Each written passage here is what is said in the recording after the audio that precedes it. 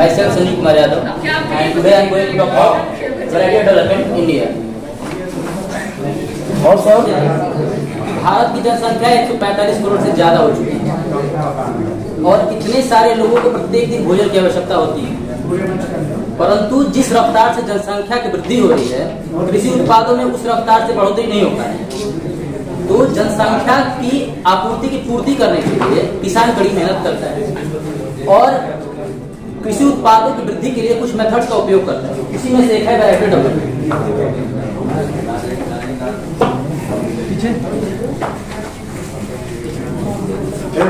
Variety development is the process of creating and releasing new and improved varieties of crop. Variety development नई और उन्नत किस्म की किस्मों को बनाने और रिलीज करने की प्रक्रिया है। It is important to improve varieties, ensure food security, increase genetic diversity and also for releasing new varieties. यह varieties को improve करने के लिए, फूड सिक्योरिटी को इंश्योर करने के लिए, जेनेटिक डाइवर्सिटी को इंक्रीज करने के लिए और नई वैरायटीज को रिलीज करने के लिए आवश्यक है। In this presentation I will talk about objective, method, achievement, challenges and opportunities of variety development in India. Objective: to increase the yield and productivity of crop by developing high yielding, disease resistance and stress tolerant variety. Variety development का मुख्य उद्देश्य high yielding, disease resistance और stress tolerant वैरायटियों को बनाकर yield और productivity को बढ़ाना है। सेकंड है to enhance the quality and nutrition value of crop such as protein, oil, fibre, micronutrients इत्यादि।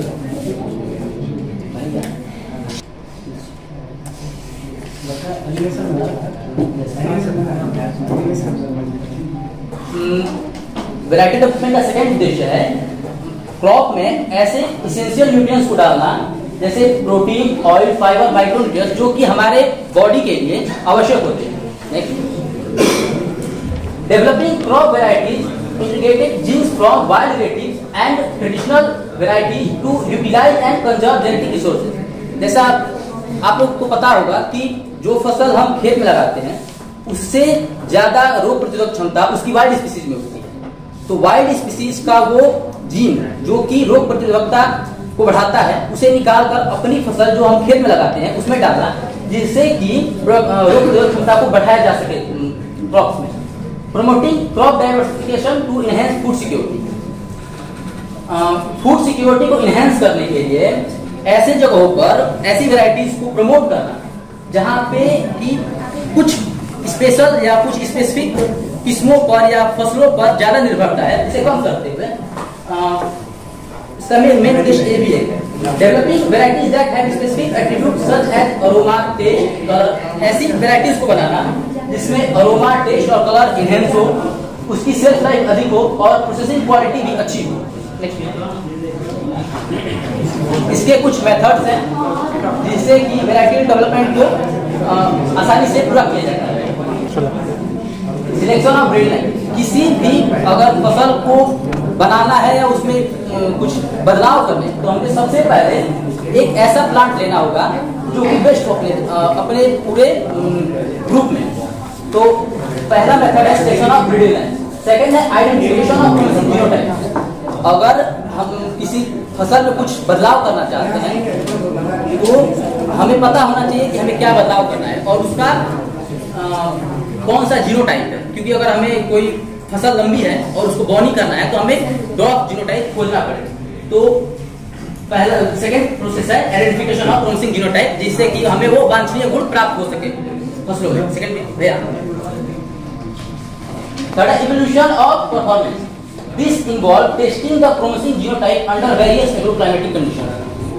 अगर हमने वैरायटीज में चेंजेस कर दिए अब उसको ये देखने के लिए कि यह वैरायटी कहाँ और किस जगह पर सुटेबल है, क्योंकि भारत का कंडीशन वैसा तो है नहीं कि हर जगह एक ही समान मौसम है, तो उसको देखने के लिए अलग अलग वेरियस एग्रोक्लाइमेटिक जोन्स पे उसकी बुआई की जाए।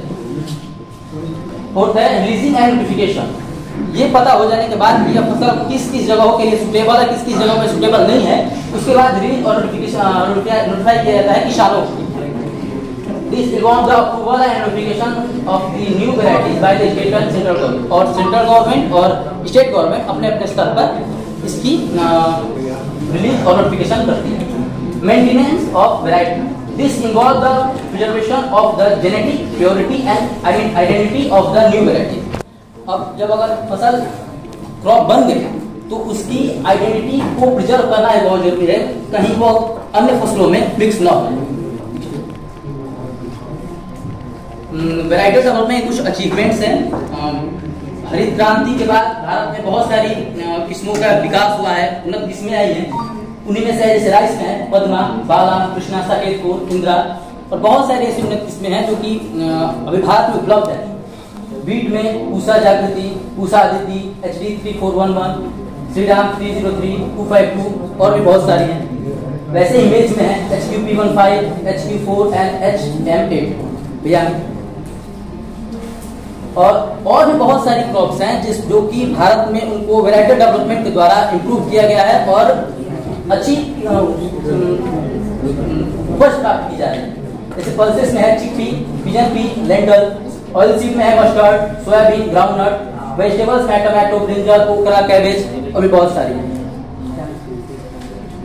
वैरायटी डेवलपमेंट भारत में बहुत चैलेंजों के साथ आगे बढ़ता है, क्योंकि पहले तो उसमें चैलेंज है क्लाइमेटिक चेंज, कि भारत का जो मौसम है वो हर जगह एक समान नहीं है। कहीं बहुत ज्यादा गर्मी पड़ती है तो कहीं बहुत ज्यादा ठंड पड़ती है। तो ऐसी एक वैरायटी बनाना जो कि पूरे भारत के लिए सूटेबल हो संभव नहीं है। तो सबसे मुख्य चैलेंज के रूप में क्लाइमेटिक चेंज आता है। उसके बाद है स्मॉल फ्रेगमेंटेड लैंड होल्डिंग।